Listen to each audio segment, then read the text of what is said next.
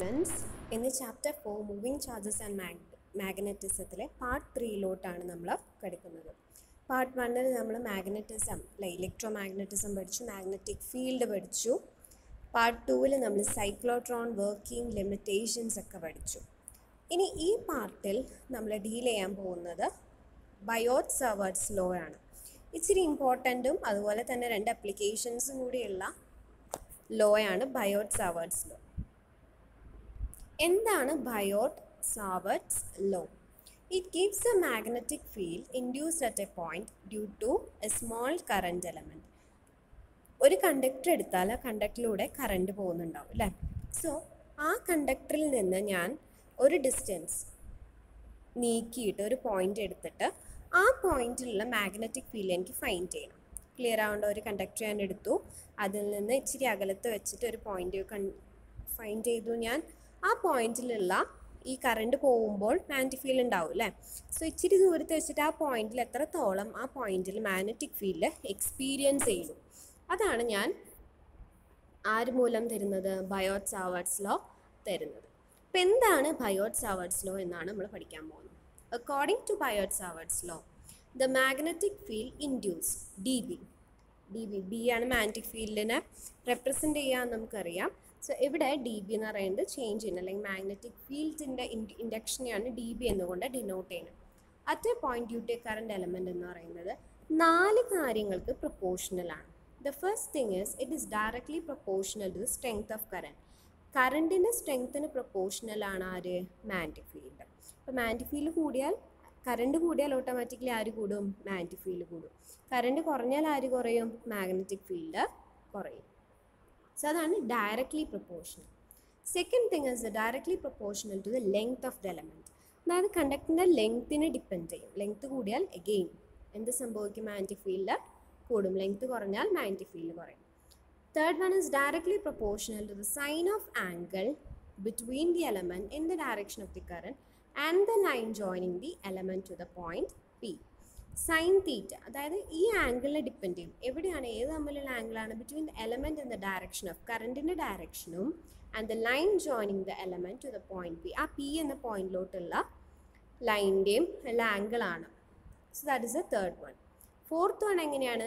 Inversely proportional. Inversely പറഞ്ഞാൽ എന്താണ്? ഒന്ന് കൂടിയാൽ അതെന്ത് ചെയ്യും? കുറയും. അതാണ് inversely proportional to the square of distance. അതിനെയാണ് ആർ എന്ന് ഡിനോട്ട് ചെയ്യുന്നത്. To the point P from the centre of the element.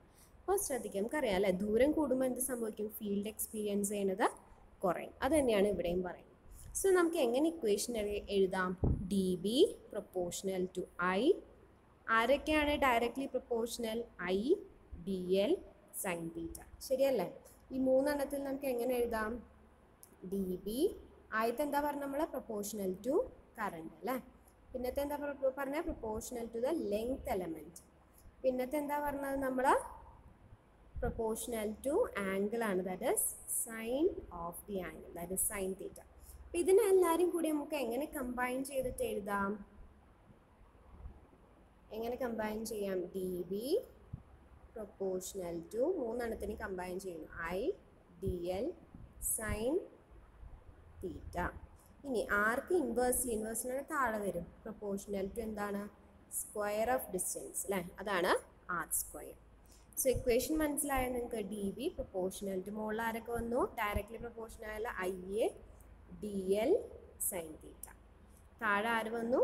R square. Clear? ഇനി നമുക്കറിയാം പ്രൊപ്പോർഷണാലിറ്റി മാറ്റാൻ നമ്മൾ എപ്പോഴും ആരെ കൊണ്ടുവരും?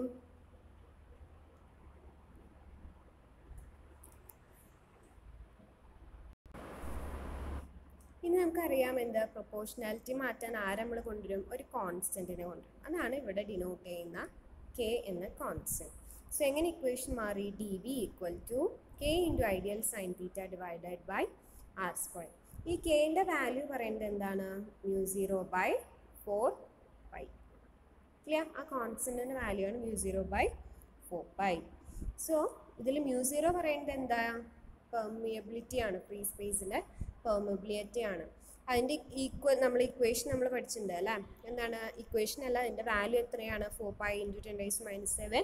യൂണിറ്റ് ആണെങ്കിൽ ഹെൻറി പെർ മീറ്റർ, അല്ലെ ടെസ്ലയിലാണെങ്കിൽ tesla metre per ampere. So ഇതാണ് ബയോട്ട് സാവേർട്ട്സ് ലോ. മനസ്സിലായെന്ന് വിചാരിക്കുന്നു. അതായത് ഒരു കറണ്ട് എലമെൻറ്റ് വെച്ചാൽ അതിൽ നിന്ന് ഒരു ഡിസ്റ്റൻസ് എടുത്ത് ഒരു പി എന്ന പോയിന്റ് ഞാൻ ഫൈൻഡ് ചെയ്താൽ ആ പി എന്ന പോയിന്റിലുള്ള മാഗ്നറ്റിക് ഫീൽഡ് ഞാൻ എങ്ങനെ ഫൈൻഡ് ചെയ്യുന്ന പറയണേ? 4 കാര്യങ്ങൾ അത് ഡിപ്പെൻഡ് ചെയ്യും. First one is current, second one is the length of the element, and the third one is the directly proportional to the sine of angle, that is sin theta. Fourth one is inversely proportional to the square of distance. ഇനി ഈ ഇക്വേഷനും നമ്മളുടെ electric field equation നമ്മൾ കുറച്ച് similarity ഉണ്ട് അല്ലേ? Electric field equation എന്തായിരുന്നു ഓർമ്മ ഉണ്ടോ നിങ്ങൾക്ക്? E equal to 1/4πε0 Q1 Q2 by r square ആണ് അല്ലേ? ഇപ്പം നമ്മൾ ഫൈൻഡ് ചെയ്ത ഇക്വേഷൻ എന്താണ് നമ്മൾ എഴുതിയത്? D B equal to μ0/4π I dl sin theta, sorry, I dl sin theta by r square. Okay, so ഈ രണ്ട് ഇക്വേഷനുകൾ നമ്മൾ കമ്പയർ ചെയ്യുമ്പോൾ കുറച്ച് സിമിലാരിറ്റീസ് ഉണ്ടാവും, കുറച്ച് ഡിഫറൻസസ് ഉണ്ട്. അതെന്താണെന്നാണ് നമ്മൾ പറയാൻ പോകുന്നത്. A few similarities and differences exist between the magnetic field by Biot-Savart's law and electric field by Coulomb's law. എന്താണ് similarity? Both the fields are long range, long ഡിസ്റ്റൻസിലുള്ള ഫീൽഡുകളാണ്. Second thing is both depend on the square of distance of the point അല്ലേ? മറ്റേടത്ത് 1/4πε0 Q1 Q2 by r square. ഇവിടെ എന്തുതന്നെയാണ്? μ0/4π I D L sine theta by r square. അപ്പോൾ രണ്ടിൻ്റെയും താഴെ ആരുണ്ട്? r സ്ക്വയർ ഉണ്ട്. അതാണ് സ്ക്വയർ ഓഫ് ഡിസ്റ്റൻസ്. പിന്നെയുള്ള സിമിലാരിറ്റി പറയുന്നത് എന്താണ്? The principle of superposition. ആ പ്രിൻസിപ്പിൾ നമുക്ക് എന്ത് ചെയ്യാം? രണ്ടിനും, ഇലക്ട്രിക് ഫീൽഡിനും മാഗ്നറ്റിക് ഫീൽഡിനും അപ്ലൈ ചെയ്യാം. ഇനി എന്താണ് ഡിഫറൻസ് എന്ന് പറയും? ഇലക്ട്രിക് ഫീൽഡ് പ്രൊഡ്യൂസ് ചെയ്യുന്ന ആരാണ്? സ്കേലാർ സോഴ്സ് ആണ്. മാഗ്നറ്റിക് ഫീൽഡ് ആകുമ്പോൾ ആരാണ്? വെക്റ്റർ സോഴ്സ് ആണ് അല്ലേ? ഇലക്ട്രിക് ഫീൽഡ് നമ്മൾ പറഞ്ഞിരുന്നു ചാർജസ് അറ്റ് റെസ്റ്റ് ആണ്. മാഗ്നറ്റിക് ഫീൽഡ് ആകുമ്പോൾ എന്താണ്? ചാർജസ് അറ്റ് മോഷൻ ആണ്. ഇനി electric field is along the displacement vector ആണ്. ആ സമയം മാഗ്നറ്റിക് ഫീൽഡ് എങ്ങനെയാണ്? അതായത് ഇലക്ട്രിക് ഫീൽഡ് ഡിസ്പ്ലേസ്മെൻറ്റ് വെക്റ്ററിൻ്റെ പാരലൽ അല്ലെങ്കിൽ അതിലൂടെയാണ് ഇലക്ട്രിക് ഫീൽഡ് എന്ന് പറയുന്നത്. മാഗ്നറ്റിക് ഫീൽഡ് ആകുമ്പോൾ എങ്ങനെയാണ്? അത് പെർപെൻഡിക്കുലർ ആണ്. പിന്നത്തെ ഡിഫറൻസ് എന്താണ്? ബയോട്ട്-സാവർട്ട്സ് ലോയിൽ എന്തുണ്ട്? സൈൻ തീറ്റയാണ് അല്ലേ? തീറ്റ ആംഗിൾ വന്നിട്ടുണ്ട്. കൂളംസിലുള്ള ആംഗിൾ ഉണ്ടോ? ഇല്ല. സോ അതാണ് കുറച്ച് സിമിലാരിറ്റീസും ഡിഫറൻസുകളും. ക്ലിയർ? ഇനി അപ്ലിക്കേഷൻസ്. രണ്ട് അപ്ലിക്കേഷൻസ് ആണ് നമുക്ക് ബയോട്ട്-സാവർട്ട്സ് ലോൻ്റെ പഠിക്കാനുള്ളത്. രണ്ടും ഡെറിവേഷൻസ് ആണ്, രണ്ടും ഇമ്പോർട്ടൻറ്റ് ഡെറിവേഷൻസ് ആണ്. First thing is magnetic field on the axis of a circular current loop. ഒരു വട്ടത്തിലുള്ള ഒരു കറണ്ട് ലൂപ്പ് എടുത്തു. എന്നിട്ട് ബയോട്ട്-സാവർട്ട്സ് ലോ വെച്ചിട്ട് നമ്മൾ മാഗ്നറ്റിക് ഫീൽഡ് ഫൈൻഡ് ചെയ്യാൻ പോകും. Second thing is magnetic field due to an infinitely long current carrying wire. ഒരു straight wire, ഒരു ലോങ് കറണ്ട് ക്യാരിങ് വയറിൻ്റെ മാഗ്നറ്റിക് ഫീൽഡാണ് ഫൈൻഡ് ചെയ്യുന്നത്. ശ്രദ്ധിക്കാം. So magnetic field on the axis of a circular current loop. ശ്രദ്ധിച്ചേ, ഇവിടെ ഒരു circular current loop ഉണ്ട് അല്ലേ? നോക്കൂ, എ ബി എന്ന് പറഞ്ഞിട്ടൊരു സർക്കുലർ കറണ്ട് ലൂപ്പാണ്. ഇനി എവിടെയാണ് എനിക്ക് മാഗ്നറ്റിക് ഫീൽഡ് ഫൈൻഡ് ചെയ്യേണ്ടത്? പി എന്ന പോയിന്റിലുള്ള മാഗ്നറ്റിക് ഫീൽഡാണ് എനിക്ക് ഫൈൻഡ് ചെയ്യാനുള്ളത്. ക്ലിയർ ആവുന്നുണ്ടോ? സോ പി എന്ന പോയിന്റിലുള്ള മാഗ്നറ്റിക് ഫീൽഡ് എനിക്ക് ഫൈൻഡ് ചെയ്യാനുണ്ട്. സോ ഇവിടെ നമ്മൾ എന്ത് എടുത്തു? ഒരു സർക്കുലർ ലൂപ്പ് ഉണ്ട്, അതിലൂടെ കറണ്ട് ട്രാവൽ ചെയ്യുന്നുണ്ട്. ഒ ആണ് സെൻറ്ററാണ്. ഒയിൽ നിന്ന് പി വരെയുള്ള ദൂരം എത്രയാണ്? ഡി ആണ്. ക്ലിയർ? എ ബി എന്നുള്ളതാണ് ഡി എൽ എലമെൻറ്റ്. അതായത് ചെറിയൊരു എലമെൻറ്റ്, ചെറിയൊരു ലെങ്ത് മാത്രം നമ്മൾ ആദ്യം ഫൈൻഡ് ചെയ്യുന്നു. എന്നിട്ടാണ് നമ്മൾ എന്ത് ചെയ്യുക? ഫുൾ സർക്കുലർ കറണ്ട് കാരണമുള്ള മാഗ്നറ്റിക് ഫീൽഡ് ഫൈൻഡ് ചെയ്യും. അപ്പോൾ ആദ്യം നമ്മൾ ചെറിയ ലെങ്ത്തിൻ്റെ ഫൈൻഡ് ചെയ്യും, പിന്നെ നമ്മൾ ഇൻറ്റഗ്രേറ്റ് ചെയ്യുമ്പോൾ ഹോൾ ലെങ്ത്തിൻ്റെ കിട്ടും. ഇനി ആർ എന്നുള്ള റേഡിയസ് ആണ്. ഡി എൽ എലമെൻറ്റിൽ നിന്ന് പോയിന്റ് വരെയുള്ള ഡിസ്റ്റൻസ് ആണ് എക്സ്. ആ ഡി എല്ലിൽ നിന്ന് പി വരെയുള്ള ഈ ആംഗിളാണ് തീറ്റ എന്ന് ഉദ്ദേശിക്കുന്നത്. ക്ലിയർ ആണോ? So consider A circular coil of radius R carrying current I എന്ന കറണ്ട് ലൂപ്പ് ക്യാരി ചെയ്യുന്ന ഒരു സർക്കുലർ ലൂപ്പിനെ ഞാൻ എടുത്തു. P is A point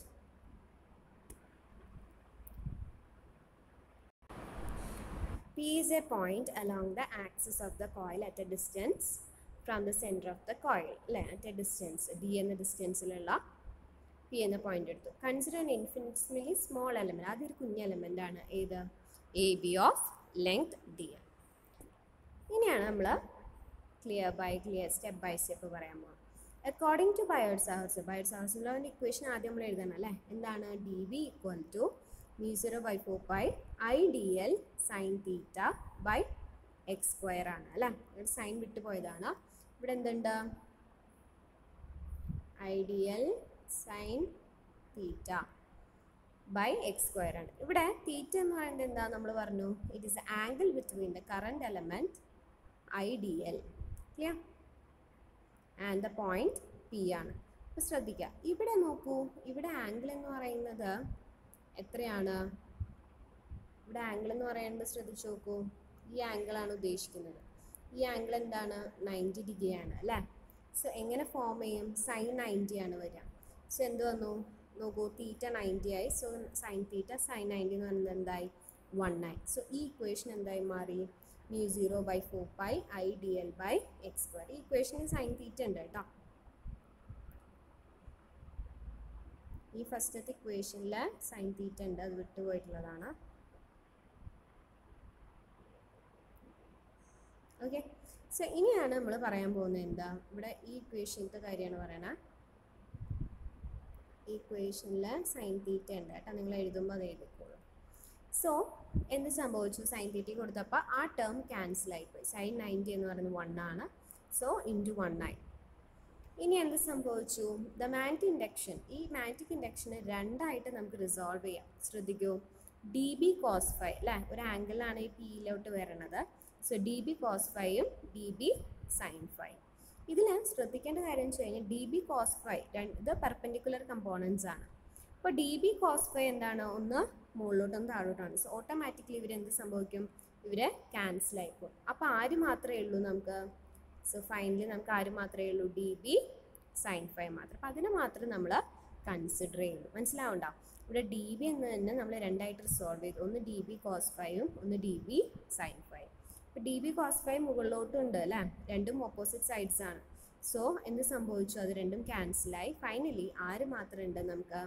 that is D B sine phi. അതാണ് പറയണത്, two mutually perpendicular components D B sine phi along O P and D B cos phi perpendicular to O P. അതായത് sine phi എന്ന് പറയുന്നത് എന്താണ്?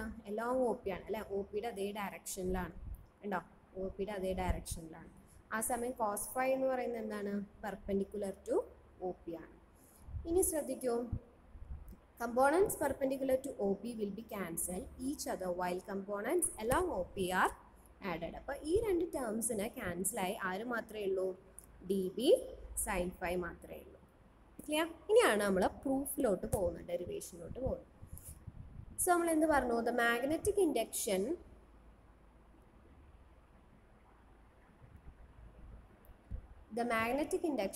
B due to the whole length എങ്ങനെയാണ്? നമ്മൾ D B ആണ് കണ്ടത് അല്ലേ, ചെറിയൊരു ഏരിയ ആണ്. ഇനി ഹോൾ ലെങ്ത്, അതായത് ടോട്ടൽ മാഗ്നറ്റിക് ഫീൽഡ് ഫൈൻഡ് ചെയ്യാൻ എന്ത് ചെയ്യണം?